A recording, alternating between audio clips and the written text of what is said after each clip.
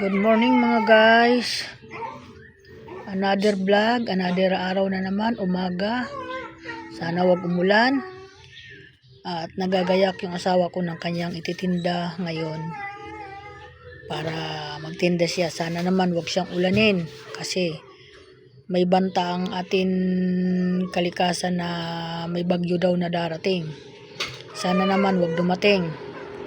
Kasi magpapiesta ng patay. Para naman hindi ulanin yung mga magtitirik ng kandila. Ayan po yung aking panalangin. At sasama sana ako dun sa puntod na aking mga magulang ng asawa ko. Kaso lang, baka hindi ko kayanin. Kaya sa bahay na lang ako magtitirik. Hindi na muna ako sasama doon. Kasi mahirap. Kasi nakaraang taon po inabot kami ng malakas na ulan, ang putik-putik, grabe. Magtitiri kami ng kandila, hindi tumatayo ang kandila dahil nababasa. Marami naman kami doon na pumunta, doon nga kami nagkainan. Kaso lang po hindi ka makadiskarte ng pagkain doon kasi siyempre madamo, maputik, marami pang tao, grabe, puno-puno ng tao. Yan po. At nadala ba ako, baka mamaya lumakas ang ulan, sanin ang pagkakasakit. Kailangan po mag-ingat tayo ngayong panahon kasi maraming mga sakit na mga dumarating,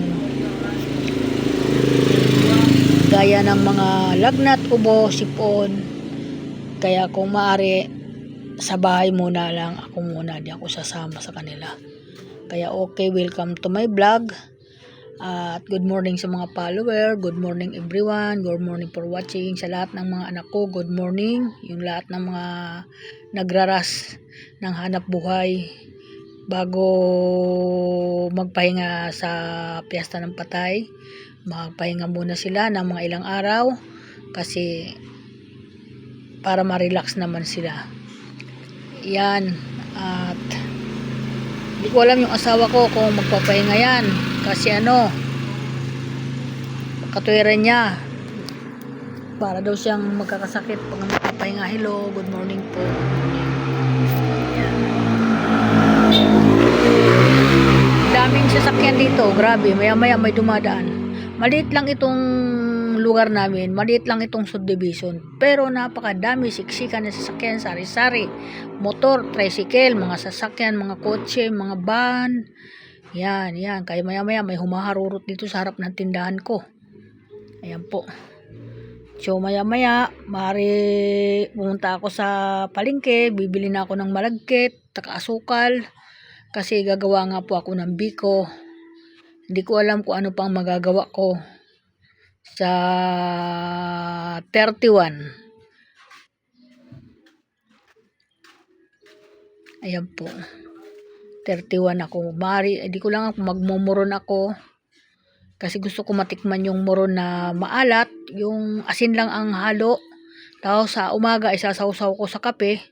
Yan po yung gusto ko makain sa ngayon. Kaya bibili ako ng giniling na bigas doon sa upuntahan ko at i-ready ko na. Kasi nagmuron yung nakaraan tong pamangkin ko, palpak.